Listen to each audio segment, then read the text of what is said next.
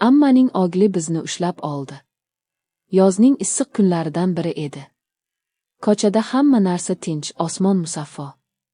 Men yigitim bilan ko'rishmoqchi bo'lib, har doimgidek ammamlarning hovlisi ortidagi eski uzumzor tomonga bordim. Bu joy tinch va hech kim kelmaydigan yer edi. Shuning uchun u yerda uchrashish bizga qulay edi. Biz suhbatlashib, kulishib o'tirgan paytimizda to'satdan orqadan ovoz eshitildi. Nima qilib o'tiribsizlar bu yerda? Yuragim bir urib, to'xtab qolgandek bo'ldi. Orqaga qarasam, bu ammamning ogli Jahongir. U qattiq qahr bilan qarab turardi. Yigitim darrov o'rnidan turdi, men esa nima deyishni bilmay qoldim. Jahongir esa yanada yaqin keldi. Jahongir yaqin kelib, qoshlarini chimirib bizga tikildi.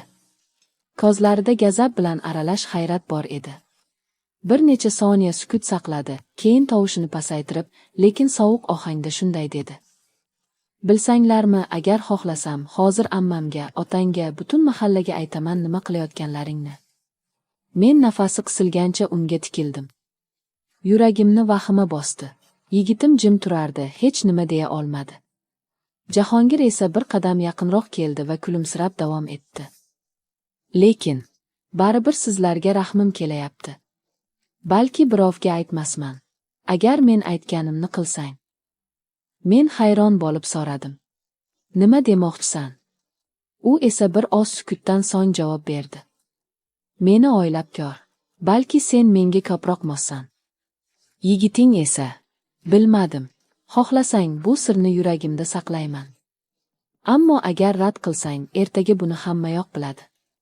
Men o'zimni yo'qotayozdim. Bu endi oddiy hol emas edi. Jahongir meni qo'rqitmoqchi edi. Lekin yuragimda nimalar bo'layotganini hali u bilmasdi.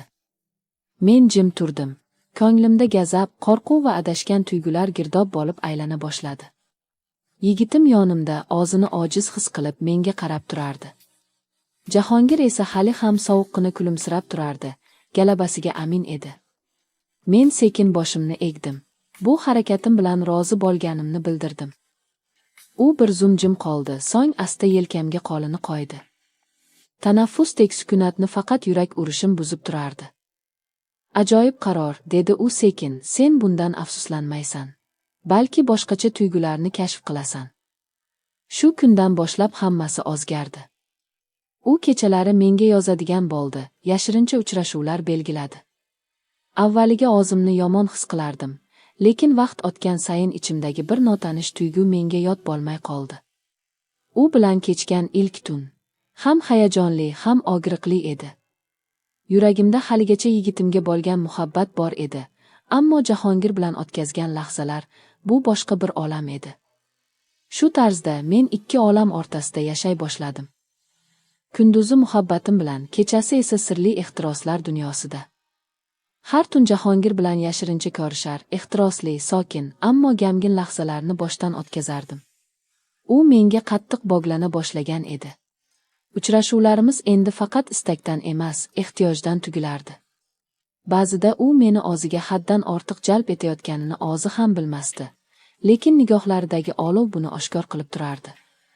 Ammo yigitim ham buni sezayotgan edi.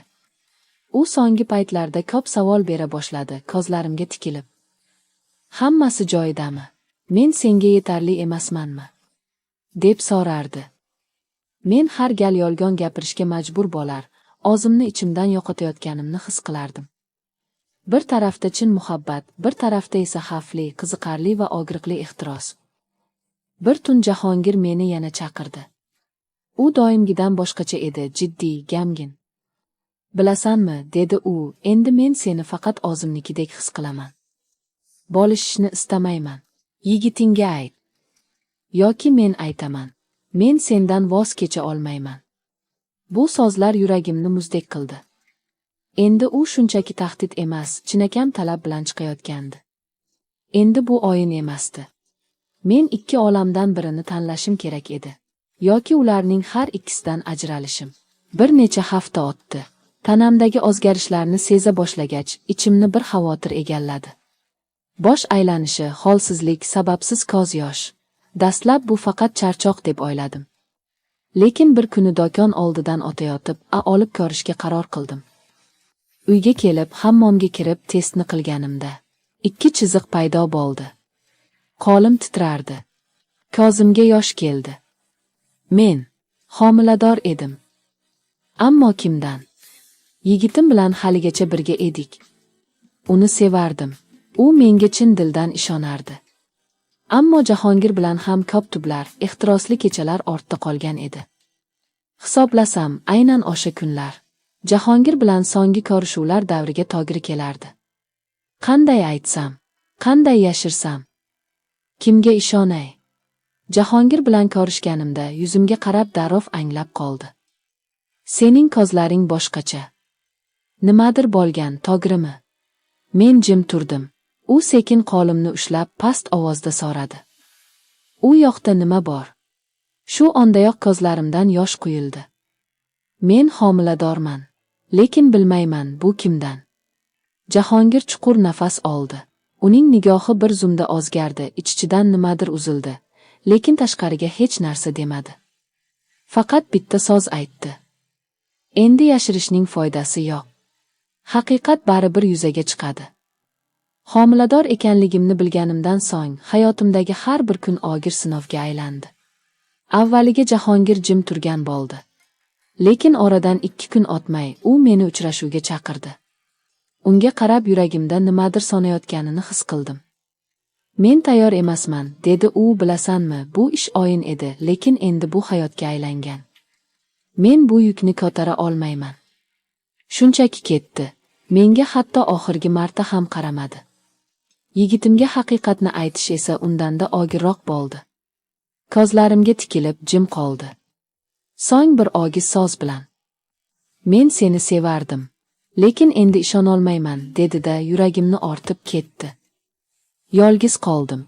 Qorni shishib borar, yuragim esa bo'shab borardi. Mahallada gap-so'zlar ko'paydi, qarindoshlar yuz burdi. Men hayotimdagi eng qora davrni boshdan o'tkazayotgan edim. Ammo bir kuni klinikada navbat kutib o'tirganimda bir yigit yonimda o'tirib muloyim jilmaydi. "Yaxshimisan? Qarasam, rangi oqarib ketibdi", dedi u. Bu oddiy so'z edi, ammo yuragimga iliqlik kirdi. Ismi Farruh edi. U mendan farqli o'laroq o'tmishni emas, kelajakni ko'rardi. Meni hukm qilmasdan anglashga harakat qilardi. U bilan suhbatlar, yurishlar asta-sekin yuragimdagi og'riqlarni yumshata boshladi. Va bir kuni hamma narsani bilganidan so'ng u shunday dedi: "Men bolani kimdan ekanligini emas, sening qanday insonligingni tanlayman. Agar rozi bo'lsang, seni o'zimning halalimsan deb bilaman." Ko'zlarim yoshga to'ldi. U menga qo'lini cho'zdi. Va men bu safar chinakam baxt sari qadam qo'ydim.